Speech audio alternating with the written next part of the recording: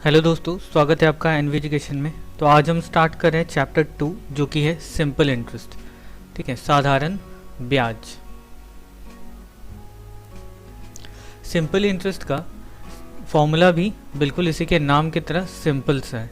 मैं पहले इसमें फॉर्मूला डिस्कस कर लेता हूँ, उसके बाद फिर बाकी सारे क्वेश्चंस करेंगे। तो फॉर्मूला कैसा है सिंपल इंटरेस्ट का? सिंपल इंटरेस्ट का formula P into T into R by 100।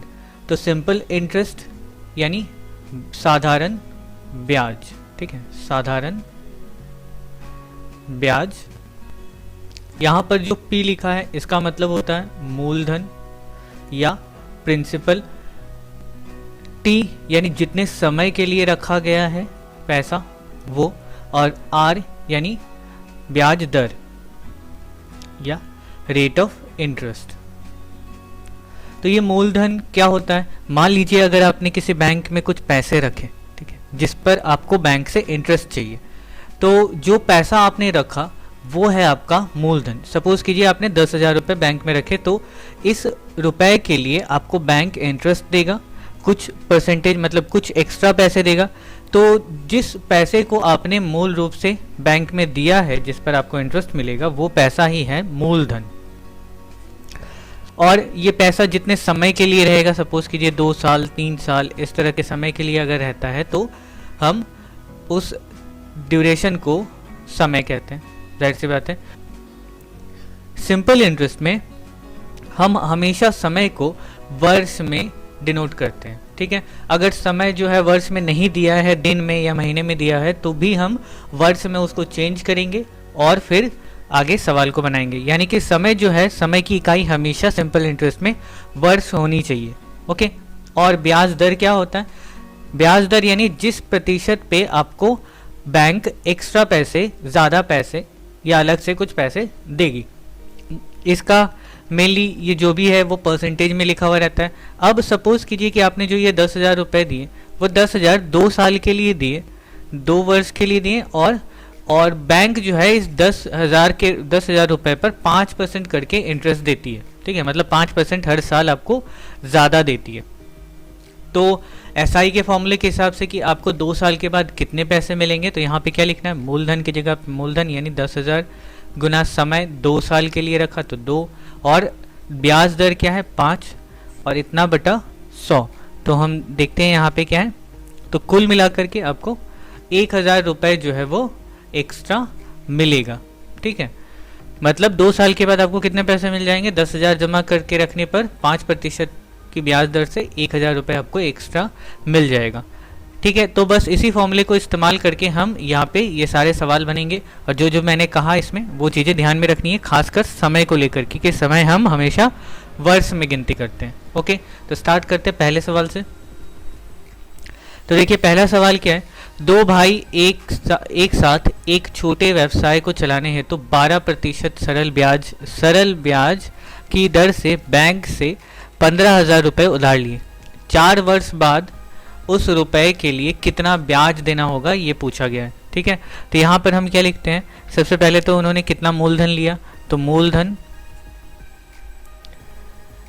15,000 रुपये लिए। ठीक है, इकाई ध्यान से, क्योंकि इकाई लिखना ज़रूरी है, अगर वो आप नहीं लिखते हैं तो एग्ज़ाम में मार्क्स कम होने के चांसेस रहते हैं। ठीक है, तो मूलधन हो गया 15,000 रुपये। समय कितना है यहाँ पर? समय है 4 वर्ष, और ब्याज दर, सरल ब्याज दर क्या है? ब्याज दर है 12%। तो अब हमें क्या निकालना है यहाँ पे? साधारण ब्याज निकालना है। ठीक है, सिंपल इंटरेस्ट निकालना है। तो एसआई का फॉर्मूला सिंपल इंटरेस्ट बराबर क्या होता है? P गुना T गुना R बटा 100। ज़्यादा बेहतर होगा कि आप हर एक सवाल में ये फॉर्मूला लिख करके आगे दिखाएं। ठीक है, तो एसआई P बराबर यहाँ पे 5,000 है, गुना T बराबर 4 है, और R 12 है बटा 100। तो यहाँ पे ये 2 0 कट गए, गुना कर देना है। 15 चौक 60 और 12 चौक 72, यानी कुल मिलाकर के कितने हो गए? 7,200 रुपये। तो ये 7,200 रुपये बैंक को ब्याज के रूप में देने पड़ेंगे। तो लिख देते हैं, तो 7,200 रुपये बैंक को ब्याज के रूप में देना होगा। ठीक है, तो ये हो गया हमारा आंसर। देख रहे बहुत ही सिंपल से सवाल होते हैं इसमें, तो आपको इस चैप्टर से कोई दिक्कत नहीं आएगी, इस चैप्टर से भी अच्छे खासे क्वेश्चंस आ जाते हैं। दूसरा सवाल यहाँ पे देखिए क्या लिखा हुआ है। 2005 की 1 जनवरी से 26 मई तक 6% ब्याज, सरल ब्याज की दर से 2000 रुपये का ब्याज कितना होगा। तो देखिए यहाँ पे दिनों में दिया हुआ है आपका समय, और मैंने पहले ही बताया क्या कि हमें समय जो है वो वर्ष में लेना होता है। तो सबसे पहले गिनती कर लेते कि कितने दिनों तक पैसा रहा। ठीक है, 2005 है, 2005 कोई लीप ईयर नहीं है, मतलब फरवरी का महीना 28 दिन का होगा। तो गिनती करते हैं यहाँ पे, जनवरी लिखते हैं, कुल दिन कितने हो जाएंगे, जनवरी यानी 31 दिन, फरवरी 28, मार्च 31, अप्रैल 30 और मई का कितना दिन है, 26 मई तक। ठीक है, तो 26 दिन मई का। अब इसको जोड़ लेना है, देखते कितना दिन आता है। तो यहाँ पे आ जाएगा 8 2 10 6 16, 1 4 2 6 3 9 3 12 2 14। ठीक है, तो कुल कितने हो गए, कुल दिन हो गए। तो कुल दिन बराबर हो गया 146। ठीक है, दिनों की संख्या हो गई 146। अब हमें क्या करना है, हमें इसको वर्ष में बदलना है। तो वर्ष में कैसे बदलेंगे, तो यहाँ पर जैसे हम जानते हैं क्या कि 365 दिन बराबर होता है 1 वर्ष। 365 दिन बराबर 1 वर्ष, यानी एक दिन में कितने साल हो जाएंगे, 1/365, 1/365 वर्ष। तो इसीलिए हमें कितने दिनों का निकालना है, 146 दिनों का। तो 146 दिन बराबर कितने हो जाएंगे, तो 1/365 गुना 146, इसका मतलब 146/365 वर्ष। ठीक है, इतना हो जाएगा हमारा समय। ठीक है, तो हमने समय निकाल लिया वर्ष में। अब हमें देख लेना यहाँ पे क्या है, ब्याज दर 6% है और मूलधन जो है वो 2000 रुपये है। यहाँ पे लिखते हैं ब्याज दर 6% और जो मूलधन है वह 2000 रुपये। अब हम सिंपल इंटरेस्ट का फॉर्मूला लगाएंगे यहाँ पे। तो SI बराबर PTR/100। तो यहाँ पे मूलधन है 2000, समय है 146, नीचे ही लिख सकते हैं 365, 146/365 गुना R बराबर 6, और नीचे क्या होता है हमारा 100। तो 100 और ये क्या हो जाएगा, 100 इसके साथ गुना। ठीक है, अच्छा अब यहाँ पे काट लेते हैं। देखिए ज़रा, ये हो गया यहाँ, और 5 से ये कट जाएगा, 5 चौक 20, 5 सत्ते 35, 5 दिया 15, और ये कट जाएगा 2 बार में। तो क्या हो गया, 4 दूनी 8, 8 चौक 48 रुपये। तो हमारा कुल ब्याज कितना होगा, 48 रुपये, और यही हमारा है आंसर। ठीक है, नेक्स्ट करते हैं। देखिए 8.1/3% सरल ब्याज दर से 960 रुपया 1 वर्ष 3 महीने का मिश्रधन क्या होगा, निकालना है। तो यहाँ पे शब्द है मिश्रधन। मिश्रधन क्या होता है, मिश्रधन को हम अमाउंट भी कहते हैं। जो मिश्रधन होता है वो मूलधन और सिंपल इंटरेस्ट का योगफल होता है। मतलब जो मिश्रधन है वो क्या है, मूलधन और ब्याज का योगफल मिश्रधन कहलाता है। तो हम इसको भी यहाँ पे यूज करेंगे। तो चलिए पहले इसको कर लेते हैं। तो हमारा जो मूलधन है, यहाँ पे मूलधन क्या है, 960 रुपये। ब्याज दर है 8.1/3%। इसका मतलब 8 × 24 और 1 25/3%। ये हो गया ब्याज दर। और समय यहाँ पे देखिए 1 वर्ष 3 माह लिखा हुआ है। ठीक है, तो हमें इस पूरे को वर्ष में चेंज करना होगा। तो समय बराबर 1 वर्ष 3 माह। ठीक, अच्छा 1 वर्ष 3 महीना मतलब कुल कितने महीने हो जाएंगे? 12 प्लस 3 यानी कुल हो गया 15 महीना। अच्छा अब यहाँ पे हमें पता है कि 12 माह बराबर 1 वर्ष होता है, तो 1 महीना बराबर 1/12 वर्ष।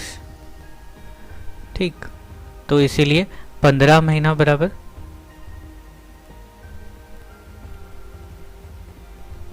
15 महीना बराबर 15/12 वर्ष।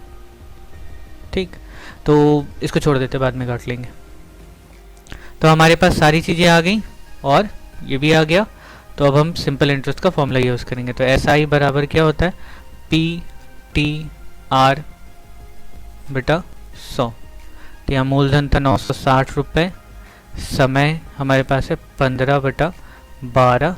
ठीक है, अब ये जो बटा वाला पार्ट है ना वो नीचे ही लिख देना, सही होगा, कोई दिक्कत की बात नहीं होगी। आर बराबर है, आर में कितना है? 25/3%। तो बटा में जो है वो भी नीचे चला जाएगा और नीचे के साथ ही गुना हो जाएगा। तो और नीचे 100 है ऑलरेडी, तो ये भी मल्टीप्लाई हो जाएगा। लिखने का तरीका यही है। ठीक है, तो यहाँ पर ये हो गया। 3 से काट देते इसको, 3 तिया 9, 3 दूनी 6, 4 से 4 8 32, 4 तिया 12, 3 5 15 और यहाँ पे कुछ कट रहा है, हाँ 5 5 25 और 5 दूनी 10 और ये 2 चौक 8। तो हमारे पास क्या हो गया? 4 गुना 5 गुना 5, तो 25 चौक 100। ठीक, तो आंसर क्या आ गया? 100 रुपये। ओके, यहाँ पे ब्याज जो है वो 100 रुपया है। हमें निकालना क्या है इसमें? हमें निकालना है मिश्रधन। ठीक, तो मिश्रधन यानी अमाउंट जो होता है P प्लस SI। तो यहाँ पे हम लिखेंगे मिश्रधन बराबर मूलधन जोड़ ब्याज। ठीक, तो मूलधन हमारा कितना है? 960 रुपये और ब्याज आया 100 रुपये, यानी कि कुल हो गया 1060 रुपये। यही है हमारा आंसर। ओके, तो चलिए करते हैं अगला सवाल। देखिए, उत्पल बाबू अपनी ज़मीन में खेती के लिए एक समवाय बैंक से 6% सरल ब्याज दर से 3200 रुपये 2 वर्ष के लिए उधार लिए। 2 वर्ष बाद उन्हें कितना मिश्र धन जमा करना पड़ेगा बैंक में? ठीक है, बैंक का रुपया चुकाना होगा, कितना रुपया देना पड़ेगा बैंक में, ये निकालना है। तो हमें क्या निकालना है? मेनली मिश्र धन निकालना है। पिछले सवाल में ही किया। अमाउंट क्या होगा? P plus SI। तो यहाँ पे और सिंपल सा सवाल है, तो सीधे सीधे यहाँ पे लिख लेते हैं क्या है? ब्याज दर दिया हुआ है 6% और मूलधन है 3200 रुपये। अच्छा, समय है कितना है? 2 वर्ष। ठीक, तो हमें क्या निकालना है अब? सिंपल इंटरेस्ट सबसे पहले। तो SI बराबर PTR बाई 100।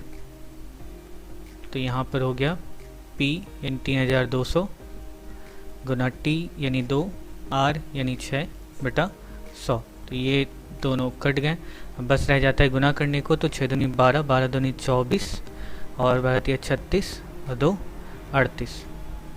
तो 348 रुपये जो है वो सिंपल इंटरेस्ट हो गया। अब हमें क्या लिखना है? हमें लिखना है मिश्रधन। तो मिश्रधन बराबर, अब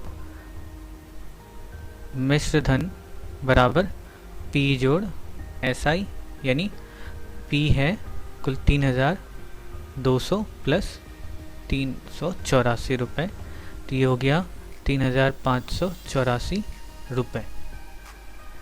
ये हो गया हमारा आंसर। ठीक है, ध्यान रखिएगा कि आप इकाई जो है वो लिखते जाएं। हाँ, तो हम यहाँ पे आंसर स्टेटमेंट लिख देते हैं लास्ट में। आंसर क्या है कि उत्पल बाबू को कितना रुपया देना पड़ेगा बैंक में? क्या हो गया? उत्पल बाबू को 3584 रुपये बैंक को देना होगा। ठीक है, ये हो गया हमारा आंसर। ओके, नेक्स्ट करते हैं। देखिए, शोभा देवी किसी बैंक से 5.25% सरल वार्षिक सरल ब्याज दर से कुछ रुपया रखी। 2 वर्ष के बाद उन्हें ब्याज के रूप में 840 रुपये मिले, तो बैंक में वो कितना रुपया रखी ये निकालना है। यहाँ पे ब्याज ही लिख दिया, यानी कि सिंपल इंटरेस्ट लिख दिया गया। SI बराबर दे दिया है इन्होंने 840 रुपये। अच्छा, ब्याज दर है, ब्याज दर बराबर 5.25% और समय है 2 साल, समय 2 वर्ष। तो यहाँ पे हम फॉर्मूला लिखेंगे। सबसे पहले तो फॉर्मूला क्या है, SI बराबर PT इंटू R बाई 100। तो सिंपल इंटरेस्ट यहाँ पे दिया हुआ है 840 बराबर P पता करना है, T है 2, R है 5.25 और बटा 100। ठीक है, यहाँ पे देखिए पॉइंट को हटा रहे हैं तो नीचे क्या होगा, 100 से गुना हो जाएगा। अब क्रॉस मल्टीप्लाई कर देते हैं, तो यानी कि 840 गुना 100 बटा 525 गुना 2 बराबर P। तो हमारा मूलधन यहाँ से निकल जाएगा। तो ये हो गया 2 से काट दिया हमने, 4 2 0। अच्छा, और ये कट जाएगा कितने से, हाँ 25 से, 25 दूनी 50, 25 से कम 25 और 25 चौक 100, 21 दूनी 42। तो यहाँ क्या हो गया, 4 दूनी 8, तो ये 80 और ये 2 0, यानी कुल मूलधन कितना हो गया 8000 रुपये। ठीक है, तो हमारा जो मूलधन है वो 8000 रुपये। अब स्टेटमेंट लिख देते हैं कि शोभा देवी ने कितना रुपया जमा किया। तो शोभा देवी ने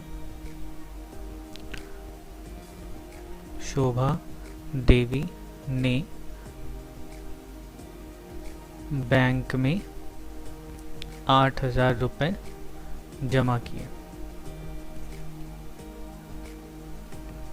ठीक है, तो ये हो गया आंसर। ओके, चलिए, तो बाकी के सवाल हम करते हैं अगले वीडियो में। तब तक के लिए बाय बाय, टेक केयर।